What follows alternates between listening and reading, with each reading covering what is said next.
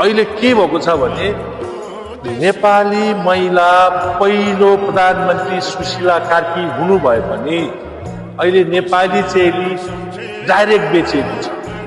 किन भन्दाखेरि नेपाल भनेको त्यत्तिकै दलाल, भ्रष्टाचारी, भ्रष्टाखोर भएकोले म एउटा खाडी मुलुकमा बसेर पनि नेपाल सरकारलाई के भन्न चाहन्छ भने तपाईहरू जतिसुकै सरकारमा बस्नुहोस् केही पनि ख्यास्नेवाला छैन। तर सुशीला कार्कीज्यू तिमीलाई छ नि, म तपाईँ पनि भन्न चाहन्न तिमीलाई होइन, एउटै औँला उठाएर राम्रै औँला उठाएर के भन्छ भने यदि सक्नुहुन्छ भने नेपाली चेली बेचेर तपाईँ कहिले पनि सरकार नबन्नु होइन। यदि सक्नुहुन्छ भने राम्रो जनतालाई सुरक्षा गरेर काम गर्नु होला जनताको हितको लागि।